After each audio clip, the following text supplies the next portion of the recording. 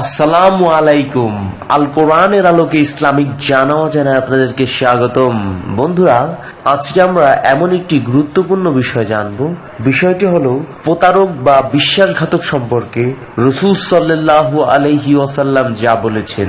তো চলুন আল কোরআনের আলোকে এই গুরুত্বপূর্ণ বিষয়টি আমরা জেনে নিই। ওয়ালা তাকুনু কাল্লাতী নাকাদাত গাজলাহা মিন বাদি কুওয়াতিন আনকাসা।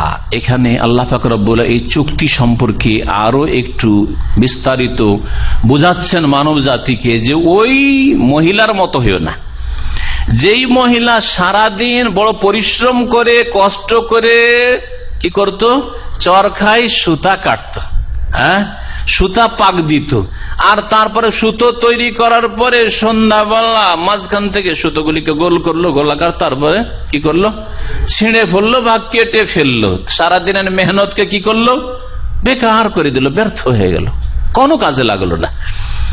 এই আয়াতে এক মহিলার কথা উল্লেখ করা হচ্ছে, কোন বিশেষ মহিলা না, সাধারণত মহিলারা যেহেতু এই সুতা কাটা চরখার কাজটা করে যুগে যুগে, আর ওই যুগে করতো, এখনো যারা তাঁতি ওদের দেখেন মহিলারা এই সুতার চরখায় সুতা কাটা কাজটা করে বেশিরভাগ।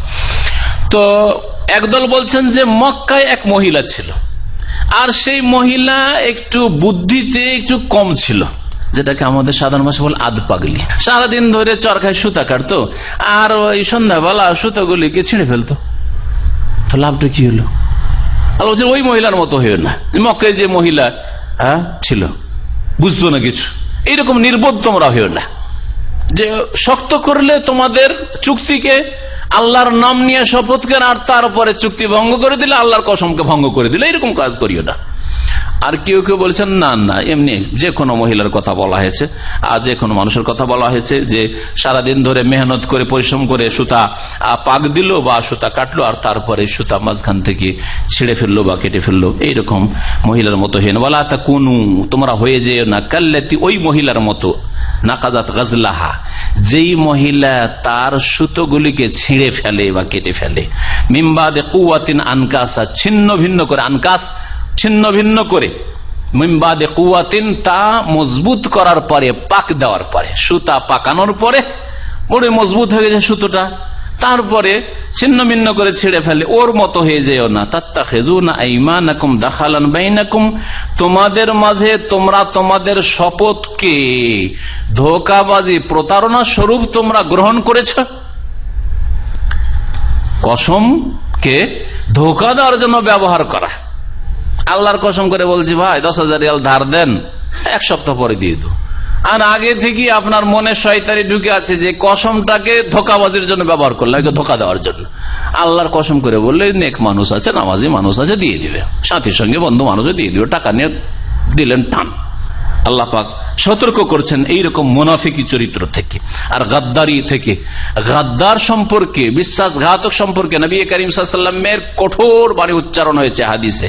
তার মধ্যে একটি হাদিস, লিকুল্লি গাদিরিন লিওয়াউন ইয়াউমাল কিয়ামতি, প্রত্যেক বিশ্বাসঘাতক গাদ্দারের একটি পতাকা থাকবে। আল্লাহ কিয়ামতের দিন হাসর মাঠে পতাকা দিবেন, যেটা কোথায় গাড়া হবে পতাকা জানেন?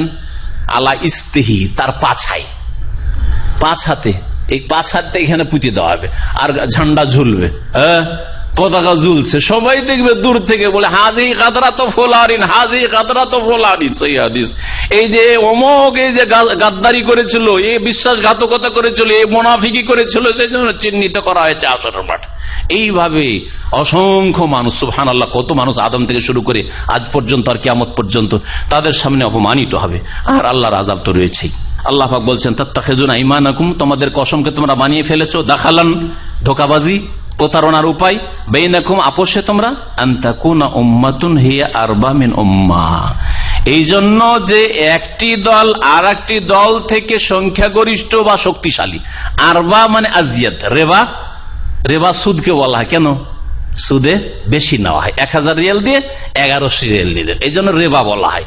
এই রেবা শব্দ থেকে রা বা ওয়াও, এখান থেকে আরবা শব্দটি এখানে আকসারের অর্থে ব্যবহার হয়েছে। যখন দেখলে যে আরে যাদের সাথে চুক্তি করেছিলাম, আজকাল রাজনৈতিক দলগুলি কলিশন করে এদের সাথে আমরা জিতেছিলাম, দেখলাম যে ধীরে ধীরে এই দল থেকে বেরোতে বেরোতে দলটা তো একেবারে নিঃস্ব দুর্বল হয়ে গেল রে, জারি আরেকটা দল দেখছি বড়ে উঠেছে রে, ওই দলের সাথে হয়ে যান। এই চরিত্রগুলি আজকাল রাজনৈতিক গণতন্ত্রের বাতিল রাজনীতির দলগুলিতে দেখা যাচ্ছে, যার যেখানে সুবিধা, অসুবিধার নেই। হ্যাঁ, এইরকম ভাবে যেসব কাজগুলি করে থাকে আল্লাহ পাক এইরকম গাদ্দারি আর এইরকম বিশ্বাসঘাতকতা আর এই রকমের চুক্তি ভঙ্গ করা হারাম করেছেন। ইসলামিক জ্ঞান অর্জনের জন্য আমাদের চ্যানেলটি সাবস্ক্রাইব করুন, ইসলাম প্রচারের জন্য ভিডিওটি শেয়ার করুন, নতুন ভিডিওর নোটিফিকেশন পেতে পাশের বেল আইকনটি ক্লিক করুন।